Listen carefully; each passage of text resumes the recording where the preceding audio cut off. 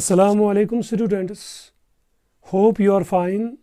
और अब continue practice और रिवाइज करते होंगे। तो पिछला लेक्चर हमने जहाँ छोड़ा था वो था वेपर डेंसिटी। अभी तक हमने डिस्कस किया है vapour density of single gas species.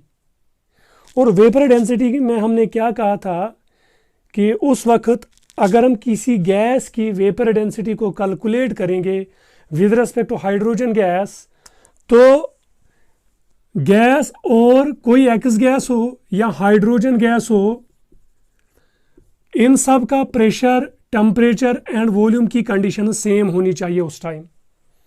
यानी जो प्रेशर हाइड्रोजन के लिए होगा वही प्रेशर होना चाहिए एक्स गैस के लिए, जो टेम्परेचर इसके लिए होगा डेंसिटी कैलकुलेट करने के लिए वही टेम्परेचर इसके लिए भी होना चाहिए, और जो वॉल्यूम इसके लिए होगा वही वॉल्यूम इसके लिए भी होना चाहिए।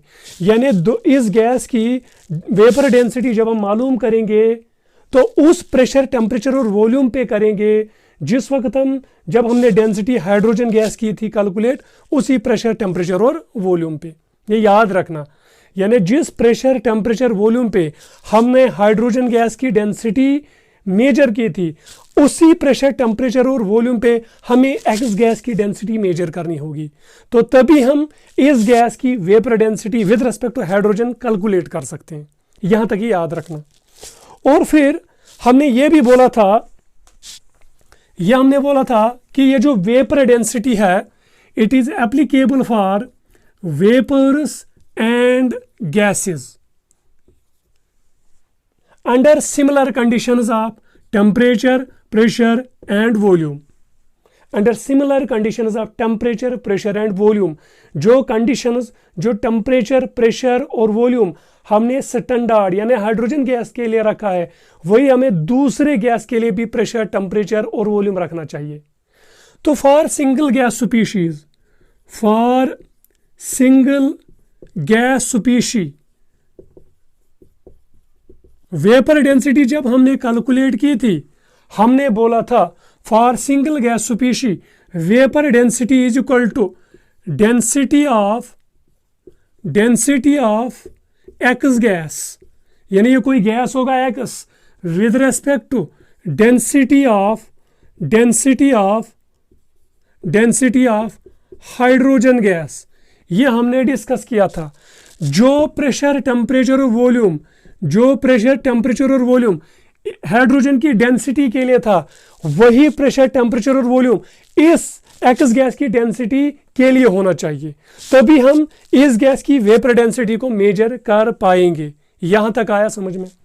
फिर हमने बोला था यानी जो प्रेशर, टेम्परेचर, वॉल्यूम इस गैस के लिए था, हाइड्रोजन गैस के लिए था, वही इसके लिए भी होना चाहिए। और फिर हमने लास्ट में एक इक्वेशन बताई थी कि Pm is equal to DRT। यह हमने इक्वेशन बताई थी, डिराइव हमने की थी। This is called pressure of gas, this called molar mass of gas, this called density of gas, this is called universal gas constant and this called temperature in kelvin. ये याद रखना। Are का value इस जैसे numericals में हमेशा इस्तेमाल करो 0.0821। ये याद करो, एटमॉस्फेयर लीटर पर मोल पर केल्विन, ये इसका वैल्यू है आर का। This is called universal gas constant. इसका और एक वैल्यू है जो आपको थर्मोडायनेमिक्स में इस्तेमाल करना है। ये आपको गैसेस में इस्तेमाल करना है, गैसियस स्टेट में, और थर्मोडायनेमिक्स में इसका ये वैल्यू आपको इस्तेमाल करना है 8.314 जूल पर मोल पर केल्विन। यहाँ R is nearly equal to 2 calories per mole पर केल्विन। ये याद रखो, ये वैल्यूज R के, ये वैल्यूज याद रखो, या आपके मरने के दम तक ये याद वैल्यू रहने चाहिए, इंपॉर्टेंट वैल्यूज है। अच्छा, फिर हमने डेंसिटी ऑफ गैस निकाली थी यहां से। तो देखो, ये पहले वैल्यूज लिखो जल्दी। अब देखो, हम यहां से डेंसिटी निकाल सकते हैं। तो density is equal to Pm divide by RT।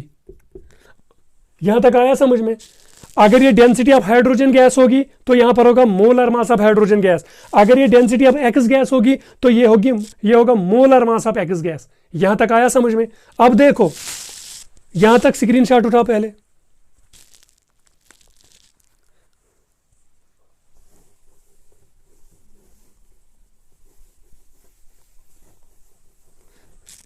देखो this is density of any gas. अभी हम निकालेंगे डेंसिटी ऑफ एक्स गैस। तो डेंसिटी ऑफ एक्स गैस क्या निकलेगा? Density of X gas is equal to pressure and molar mass of X gas divide by R T. हमने यहां बोला था ना, प्रेशर जो यहां पर होगा वही यहां पर होना चाहिए डेंसिटी कैलकुलेट करने के टाइम।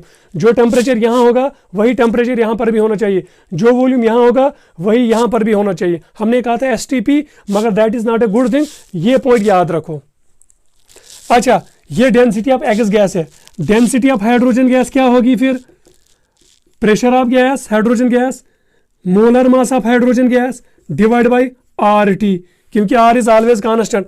प्रेशर टेम्परेचर बाकी चीजें यहां पर कांस्टेंट है। हमने यानी जिस टेम्परेचर और प्रेशर पे हमने हाइड्रोजन गैस की डेंसिटी मेजर की, उसी टेम्परेचर और प्रेशर पे और वॉल्यूम पे हमें एक्स गैस की डेंसिटी मेजर करनी है। तो पुट दिस वैल्यूज हियर।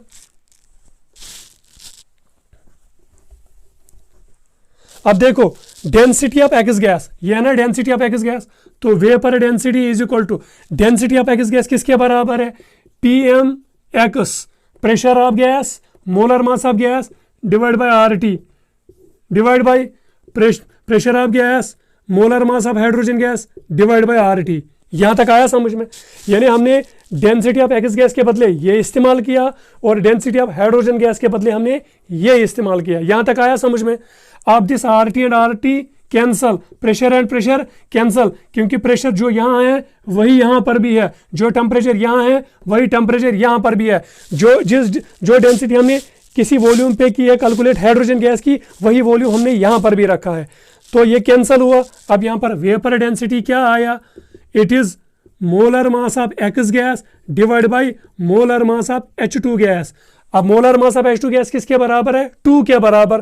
तो वो आएगा बराबर Vd is equal to vapour density is equal to molar mass of X gas divide by 2। तो ये इक्वेशन बनेगी, या molar mass of any gas is equal to 2 into vapour density. This is applicable for single species. यहां तक screenshot उठाओ।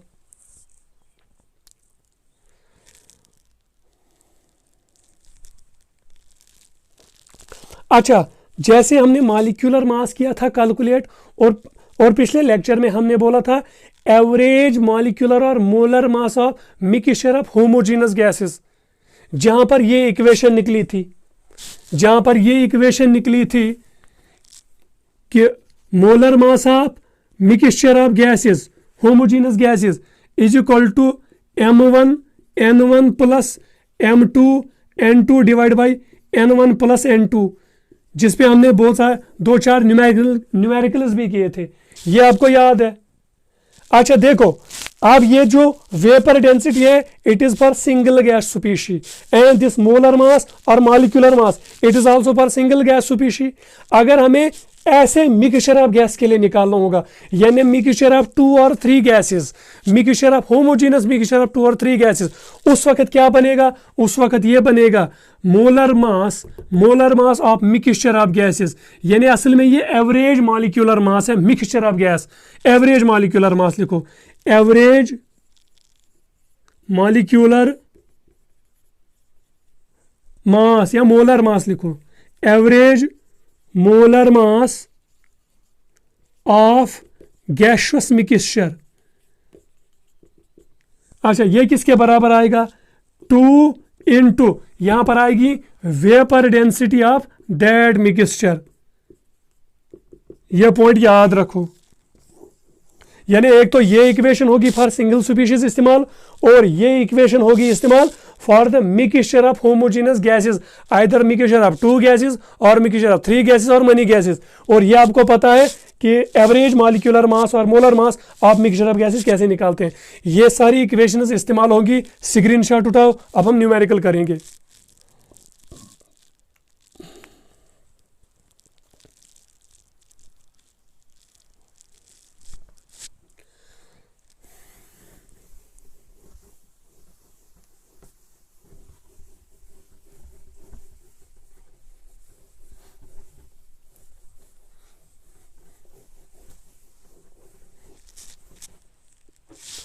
ये equations यहाँ रखो जो हमने पिछली इक्वेशंस की थी। Average molecular mass of a mixture of gases M1 N1 यानी mole percent, this is mole percent of gas first plus molar mass of second gas into its mole percent divide by total mole percent, या abundance जिसको हम कहते थे average atomic mass में, जब हम isotopes का एवरेज एटॉमिक मास निकालते थे। अब देखो for single gas species, for single gas species, ये पहला पॉइंट है। अब दूसरा पॉइंट है फॉर सिंगल गैस स्पीशी, हमने क्या किया, molar mass is equal to 2 into vapour density, ये दूसरी इक्वेशन हमने की। तीसरी for mixture of gases, homogeneous mixture of gases, average molecular mass of mixture is equal to 2 into vapour density of mixture. ये equations याद रखो, यह आपको जरूरत लगेंगी ये सारी इक्वेशंस। अब हम क्वेश्चन करेंगे, लिखो question. The formula of A hypothetical gas is N2X with vapor density of 70, find X। करो जल्दी।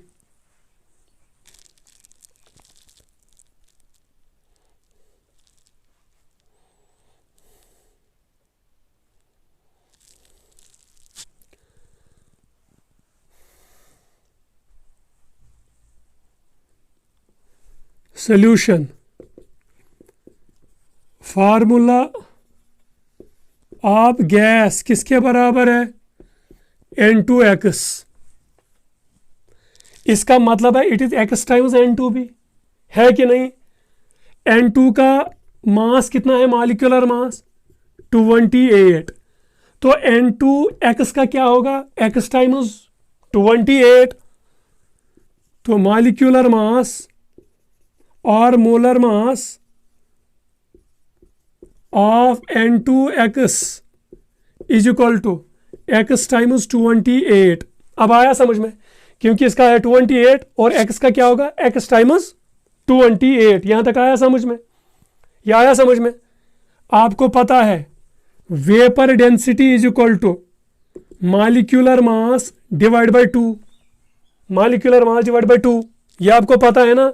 यहां पर देखो vapour density is equal to molecular mass divide by 2, इसी तरह हमने लिखा vapour density is equal to molecular mass divide by 2। ये है ना मॉलिक्यूलर मास ऑफ N2 किसके बराबर है, X टाइम्स 28। वेपर डेंसिटी किसके बराबर है, 70 के बराबर। 70 is equal to X times 28 divide by 2। यहां तक आया समझ में। तो इसका मतलब है इसको क्रॉस मल्टीप्लाई होगा, यह आएगा 28X is equal to 140, X is equal to 140 divide by 28, तो ये आएगा 4 इंटू 28, 4 8 ज़ार 32, 3 कैरी, 4 1 ज़ार 4, 4 2 ज़ार 8, 8 और 3 11। अगर हम 5 से करेंगे 5 8 ज़ार 40, 4 कैरी, 5 2 ज़ार 10 14, तो ये आएगा 5 ज़ार, तो X इज इक्वल टू 5। ये है आंसर। पहले क्या है, गैस की फार्मूला है N2X, N2 का वजन कितना है, N2 का मॉलिक्यूलर मास कितना है 28, और N2X का क्या होगा, X टाइम्स 28। यहां तक आया समझ में। वेपर डेंसिटी आपको पता है, मॉलिक्यूलर मास ये है X इंटू 28, वो बनेगा 28X, ये होगा क्रॉस मल्टीप्लाई, वो बनेगा 140, और यहाँ से 5 हटाओ, ये निकलेगा X is equal to 5। Screenshot उठाओ।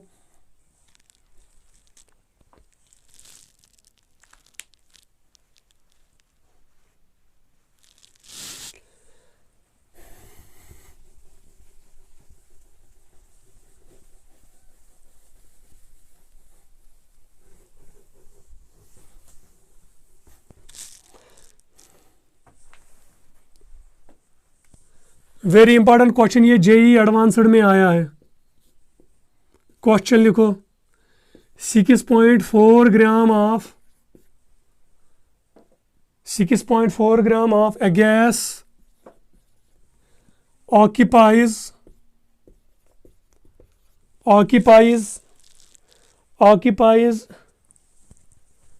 2.24 liters of volume at STP. Find its vapor density. करो ये जल्दी क्वेश्चन, वेरी इंपॉर्टेंट क्वेश्चन। अब इस न्यूमेरिकल को हम करेंगे। देखो ये न्यूमेरिकल क्या कहता है, 6.4 gram of a gas occupies 2.24 litre of volume at STP, find its vapour density. यानी इस गैस की हमें वेपर डेंसिटी कैलकुलेट करनी है। गिवन क्या है, गिवन है मास, it is given mass,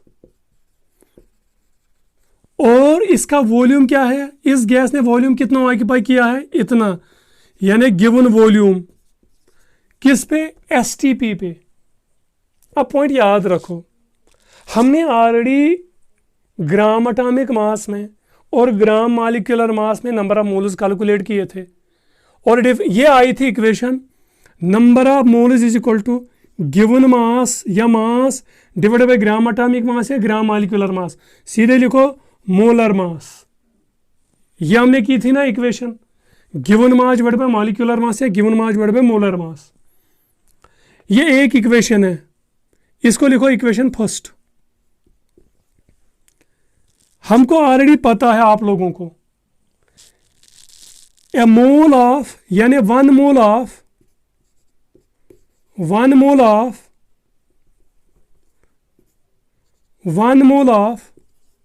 every gas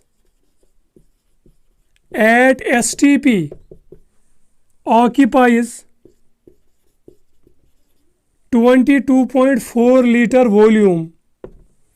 कोई भी गैस हो, चाहे मेरे पास हाइड्रोजन गैस हो, चाहे मेरे पास ऑक्सीजन गैस हो, नाइट्रोजन गैस हो, अमोनिया हो, हर किसी गैस का एक मोल कितना वॉल्यूम ऑक्यूपाई करता है, 22.4 लीटर। हमारे किस कंडीशन पे, STP पे कंडीशन पे। ये STP क्या है, स्टैंडर्ड टेम्परेचर एंड प्रेशर। इस वक्त जब ये वॉल्यूम निकलता है ना, तो हम STP की ओल्ड कन्वेंशन इस्तेमाल करते हैं।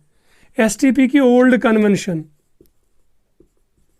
वो ओल्ड कन्वेंशन क्या है, स्टैंडर्ड टेम्परेचर कितना है, टेम्परेचर उस वक्त होता 0 डिग्री सेल्सियस और प्रेशर था 1 एटमॉस्फेयर। ये ओल्ड कन्वेंशन के लिए है, टेम्परेचर 0 डिग्री सेल्सियस और प्रेशर 1 एटमॉस्फेयर, उसी को हम कहते थे STP। मगर जो न्यू कन्वेंशन है, आज की कन्वेंशन,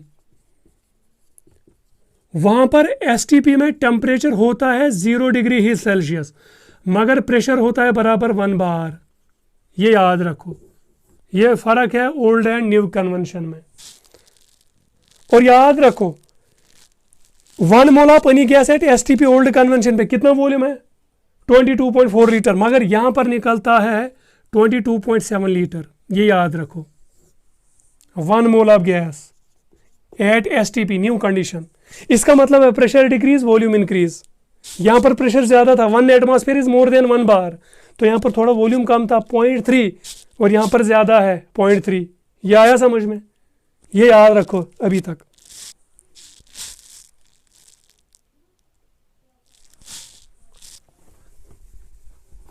हमें कैलकुलेशंस करनी है इस वाले पे, ओल्ड कन्वेंशन पे। 1 मोल कितना वॉल्यूम करेगा, एक बाय 22.4 लीटर। हम ये भी लिख सकते हैं ना, 22.4 लीटर इज इक्वल टू 1 मोल, है कि नहीं, यानी 1 मोल ऑफ गैस। अगर इसका डबल होगा 44.8 लीटर, कितने मोल्स होंगे, 2 मोल। अगर 67.2 लीटर होंगे तो कितने मोल, 3 मोल। अगर 11.2 लीटर होंगे तो कितने मोल, 0.5 मोल। इसका मतलब है number of moles is equal to ये वॉल्यूम डिवाइड बाय, हमने किया ना 22.4 divide by 22.4 is equal to 1, 44.8 divide by 22.4 is equal to 2, 67.2 litre divide by 22.4 litre is equal to 3, 11.2 litre divide by 22.4 litre is equal to 0.5। तो number of moles कैसे निकलेंगे? Volume जो वहां से दिया होगा डिवाइड बाई 22.4। तो ये इक्वेशन है दूसरी।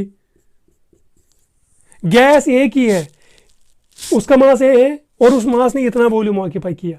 मास दिया तो ये वाली इक्वेशन नंबर ऑफ मोल्स निकालने के लिए करेंगे इस्तेमाल। अगर वॉल्यूम दिया होगा तो ये वाली इक्वेशन इस्तेमाल करेंगे नंबर ऑफ मोल्स निकालने के लिए। जितने मोल्स यहां से निकलेंगे ग्राम्स में, उतना मोल्स लीटर्स में भी वही निकलेगा ना। So this equation will be equation this equation. तो from first and second we get, screenshot उठा पहले।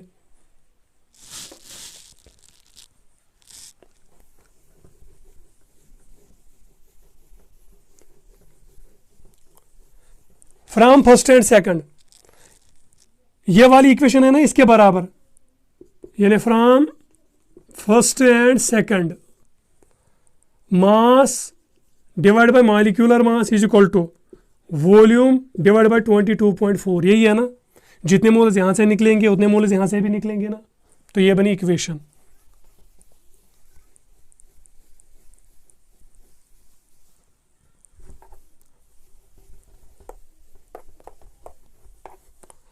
अब देखो गोबर, गिवन मास कितना है? 6.4। मॉलिक्यूलर मास हमें पता नहीं है क्योंकि गैस भी हमें पता नहीं है, तो इट इज एम। वॉल्यूम कितना है? 2.24 डिवाइड बाई 22.4। ये और ये कैंसिल, यहां से कितना निकलेगा? 0.1। आया समझ में? तो यहां से क्या निकलेगा? m इज इक्वल टू ये 0.1 इधर और m ये आएगा ना 6.4 डिवाइड बाई 0.1, ये और ये कैंसल, तो m इज इक्वल टू 64। अब देखो अगर यहां पर भी हम 64 डालते, 6.4 डिवाइड बाई 64, वो भी आता ना 0.1 के बराबर। तो मॉलिक्यूलर मास किसके बराबर निकला? 64 के बराबर। निकालना है क्या हमें? Vapour density. तो हमको पता है ना molecular mass is equal to 2 into vapour density. तो वेपर डेंसिटी किसके बराबर आएगी? वेपर डेंसिटी आएगी बराबर molecular mass divide by 2। Molecular mass किसके बराबर है? 64 के divide by 2 it is equal to 32। तो 32 is the vapour density. This is the answer. तो स्क्रीनशॉट उठाओ यहां तक।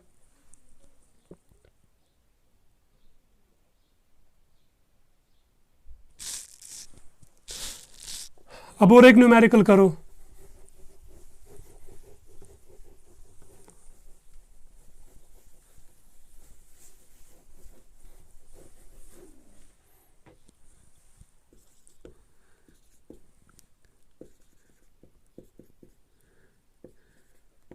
A mixture of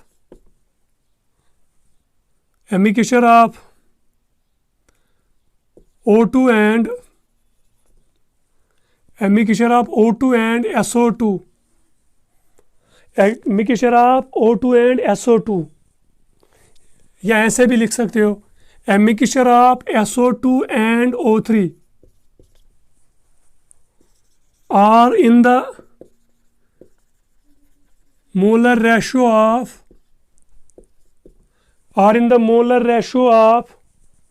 1:2 in a gaseous mixture. Find vapour density of mixture. यानी आपको ये निकालनी है, तो करो ये क्वेश्चन जल्दी।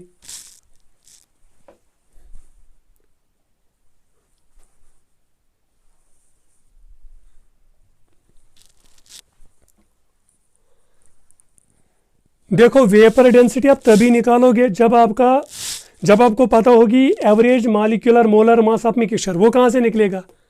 वो यहां से निकलेगा। अब देखो क्या करना है, सॉल्यूशन देखो। मिक्सचर है किस किस का? मिक्सचर है SO2 का और O3 का, ओजोन का। इसका मोलर मास कितना है? मोलर मास इसका है 64, O3 का क्या है? 48। SO2 है ना ऐसे, SO2 इसका 32 और O2 का भी 32, वही आया ना 64। और यहाँ पर है O3, एक ऑक्सीजन का है 16, 3 को होगा ना 48, 3 इंटू 16।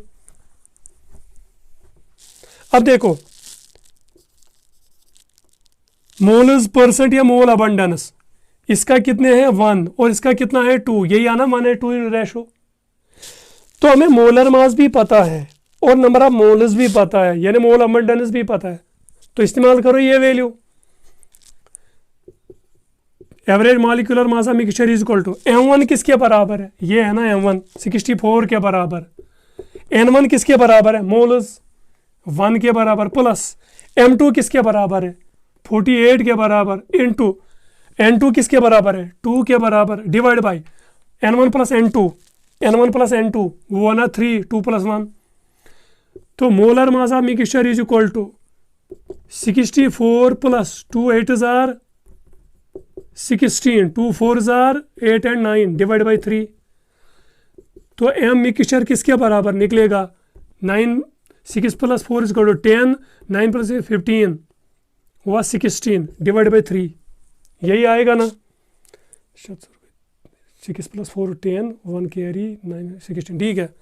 अब करो ये 3 5 जार 15 आया समझ में, 1 कैरी 3 3 जार 9 3 3 जार 9, सो 53.3 निकला यहाँ पर मोलर मास। ये तो निकला, निकालनी क्या है vapour density. So vapour density of mixture is equal to molar mass of mixture divide by 2। Molar mass of mixture किसके बराबर निकला 53.3 डिवाइड बाई 2, 2 2 जार 4 2 6 जार 12 2 6 जार 12 26.6 is the vapour density of this mixture. यहाँ तक आया समझ में।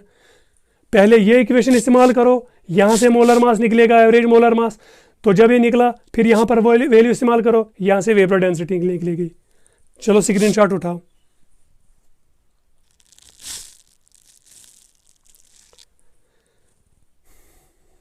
यहाँ तक सारा समझ आया, सारा समझ आया।